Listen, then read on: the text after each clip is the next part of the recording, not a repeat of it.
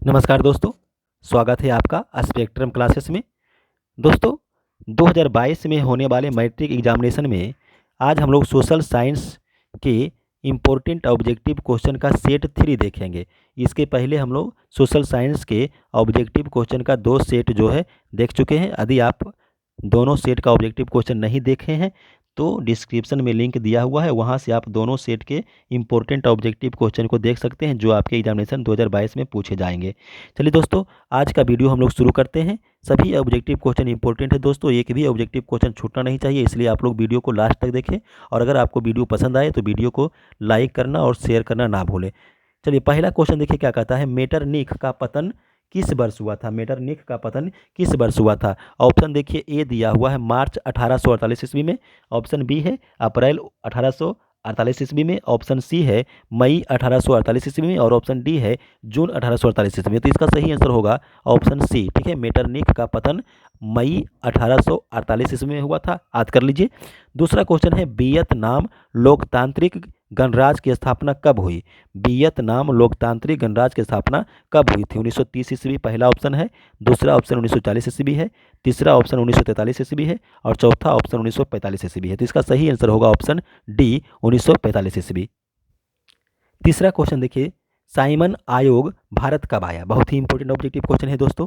Simon आयोग भारत कब आया था, जनवरी 1928 में या फरवरी 1928 में। सी ऑप्शन है मार्च 1928 में, और डी ऑप्शन है अप्रैल 1928 में। तो याद रखिएगा, साइमन आयोग जो है जनवरी 1928 ईस्वी में भारत आया था। चलिए चौथा क्वेश्चन याद रखिएगा, भारतीय राष्ट्रीय कांग्रेस के प्रथम अध्यक्ष कौन थे। बहुत ही इंपॉर्टेंट ऑब्जेक्टिव क्वेश्चन है दोस्तों। भारतीय राष्ट्रीय कांग्रेस के प्रथम अध्यक्ष कौन थे। व्योमेश चंद्र बनर्जी, सुरेश नाथ बनर्जी, दादा भाई नौरोजी या चित्तरंजन दास। तो इसका ऑप्शन भी ऑप्शन ए हो जाएगा सही। भारतीय राष्ट्रीय कांग्रेस के प्रथम अध्यक्ष कौन थे, व्योमेश चंद्र बनर्जी। चलिए पांचवा क्वेश्चन देखिए क्या पूछा हुआ कि इंग्लैंड के सभी वयस्क स्त्री एवं पुरुषों को मताधिकार कब प्राप्त हुआ था। इंग्लैंड के सभी वयस्क स्त्री एवं पुरुषों को मताधिकार कब प्राप्त हुआ था। ऑप्शन ए देखिए है 1838 ईस्वी में, ऑप्शन बी है 1881 ईस्वी में, ऑप्शन सी है 1918 ईस्वी में, और ऑप्शन डी है 1928 ईस्वी में। तो इसका सही आंसर जो है दोस्त होगा ऑप्शन डी 1928 ईस्वी में, 1928 ईस्वी में, याद कर लीजिएगा।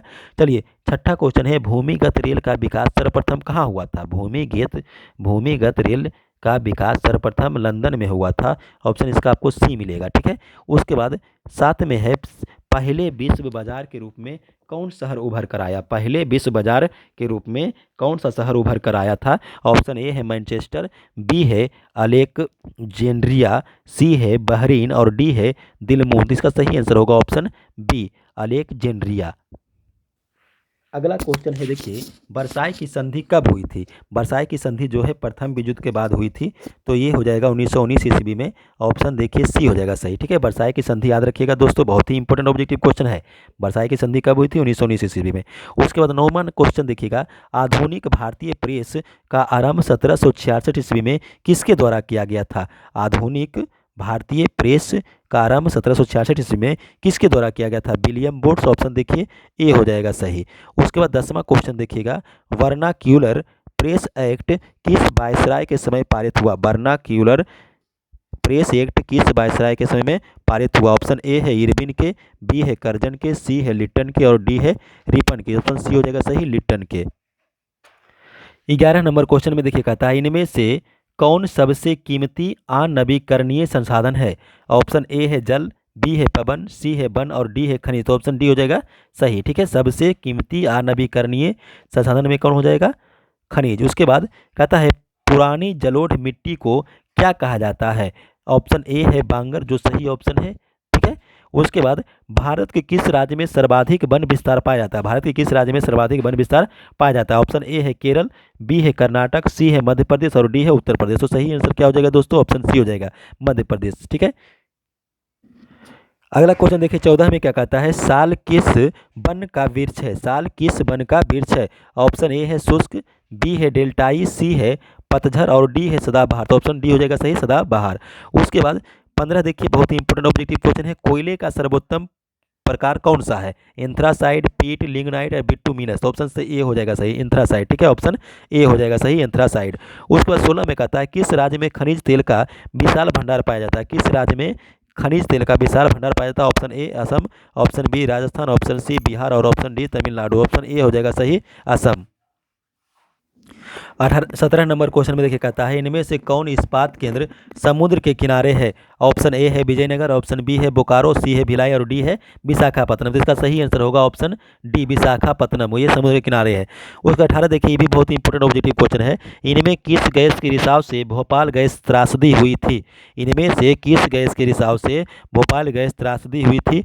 कार्बन डाइऑक्साइड पहला ऑप्शन है, दूसरा है कार्बन मोनोऑक्साइड, सी है मिथाइल आइसोनाइट और डी है सल्फर डाइऑक्साइड। तो इसका सही आंसर होगा ऑप्शन सी, मिथाइल आइसोसाइनाइड। उसके बाद चौथा 19 नंबर क्वेश्चन में क्या कहता है? स्वर्णिम चतुर्भुज मार्ग किस शहर को नहीं जोड़ता है? स्वर्णिम चतुर्भुज मार्ग किस शहर को नहीं जोड़ता है? ऑप्शन ए है दिल्ली, बी है गुवाहाटी, सी है चेन्नई और डी है कोलकाता। इसका सही आंसर होगा ऑप्शन बी, गुवाहाटी। चलिए अगला क्वेश्चन देखिए, 20 में कहता है छोटी महीन एवं खंडित रेखाओं की ढाल की दिशा में खींचकर उच्चवाच प्रदर्शन की विधि को क्या कहा जाता है?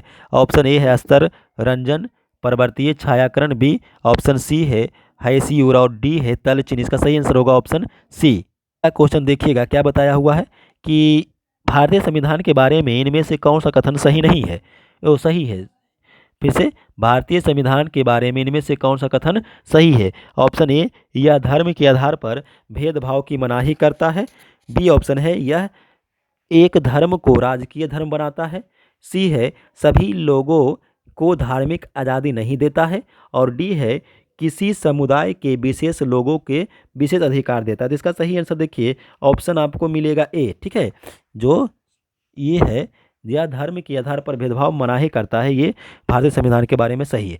उसके बाद कहता है देखिए 22 में निम्न व्यक्तियों में कौन रंग भेद के विरोधी नहीं थे? ऑप्शन ए है किंग मार्टिन लूथर, बी है महात्मा गांधी, सी है टॉमी स्मिथ एवं जॉन कार्लोस और डी है जेड गुड्डी। इसका सही आंसर होगा देखिए डी, ये सही आंसर होगा। King Martin Luther, Mahatma Gandhi, Tom Smith एवं जॉन कार्लोस ये जो है रंग विरोधी थे, रंग भेद के विरोधी थे, लेकिन जेड गुड्डी नहीं थे। इसका ऑप्शन जो है 22 का डी हो जाएगा सही।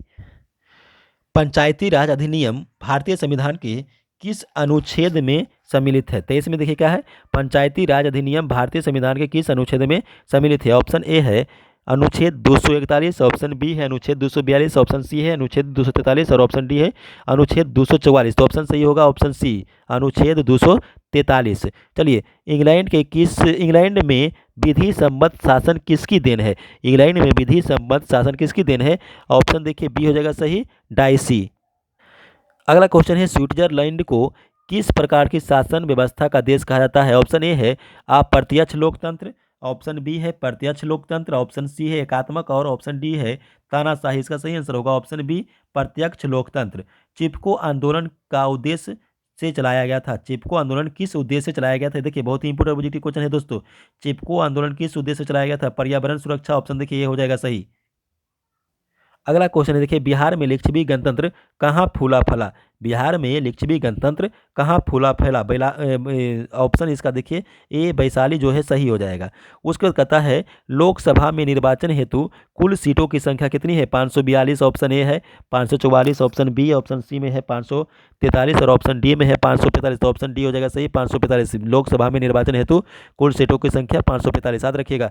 चलिए 29 में कहता है आधुनिक युग में प्रत्यक्ष लोकतंत्र कहाँ पर है? ब्रिटेन में, भारत में, फ्रांस में या स्विट्जरलैंड में? ऑप्शन डी हो जाएगा सही दोस्तों, स्विट्जरलैंड में। 30 नंबर क्वेश्चन में कहता है इनमें से किस देश में मिश्रित अर्थव्यवस्था? इनमें से किस देश में मिश्रित अर्थव्यवस्था है? अमेरिका में, चीन में, भारत में या इनमें से कोई नहीं? तो इसका सही आंसर होगा ऑप्शन सी, भारत में। उसके बाद राष्ट्रीय विकास परिषद का गठन कब किया गया? 31 नंबर क्वेश्चन में है भारतीय राष्ट्रीय विकास परिषद का गठन कब किया गया था? ऑप्शन ए है 6 सितंबर 1952, ऑप्शन बी है 6 अप्रैल 1952 और ऑप्शन सी है 6 अगस्त 1952, ऑप्शन डी है 6 अप्रैल 1953। तो इसका सही आंसर होगा ऑप्शन सी, 6 अगस्त 1952। उसके बाद नेक्स्ट क्वेश्चन देखिए, राष्ट्रीय आय में वृद्धि होने पर प्रति व्यक्ति आय होती है। ऑप्शन ए कमी, ऑप्शन बी वृद्धि, ऑप्शन सी ए और बी दोनों, और ऑप्शन डी कोई नहीं। तो इसका सही आंसर होगा ऑप्शन बी वृद्धि। अगला क्वेश्चन देखिए 33 में कहता है वित्तीय सेवाओं की आवश्यकता होती है। वित्तीय सेवाओं की आवश्यकता होती है व्यक्तियों को, संस्थानों को, सरकार को, सभी को। तो इसका ऑप्शन हो जाएगा डी सभी को। ठीक है, वित्तीय सेवाओं की आवश्यकता व्यक्तियों को, संस्थाओं को, सरकार को, सभी को हो जाएगा। भारत की वित्तीय राजधानी है, अगला क्वेश्चन है भारत की वित्तीय राजधानी है। ऑप्शन ए है मुंबई, ऑप्शन बी है दिल्ली, ऑप्शन सी है कोलकाता और ऑप्शन डी है चेन्नई। तो इसका सही आंसर होगा ऑप्शन ए मुंबई। उसके बाद 35 में है विगत वर्षों के अंतर्गत बिहार के किस क्षेत्र में सर्वाधिक विकास हुआ है। ऑप्शन ए होगा कृषि क्षेत्र, बी है औद्योगिक क्षेत्र, सी है सेना क्षेत्र और डी है इनमें से सभी। तो इसका सही आंसर होगा डी इनमें से सभी। चलिए अगला क्वेश्चन कहता है 36 में वैश्वीकरण का उद्देश्य है वस्तुओं को मुक्त प्रवाह, पूंजी का मुक्त प्रवाह, सी प्रौद्योगिकी का मुक्त प्रवाह और डी इनमें से सभी। तो ऑप्शन डी हो जाएगा सही 36 का। चलिए 37 में कहता है हॉलमार्क शब्द किसकी गुणवत्ता की पहचान है। सोने का आभूषण, ऑप्शन देखिए हो जाएगा सी सही। उपभोक्ताओं के शोषण का मुख्य प्रकार है, उपभोक्ताओं के शोषण का मुख्य प्रकार है माप तौल की में कमी, ऑप्शन ए है, ऑप्शन बी मिलावट, ऑप्शन सी भ्रामक प्रचार और ऑप्शन डी इनमें से सभी। तो ऑप्शन डी हो जाएगा। ठीक है, सही हो जाएगा।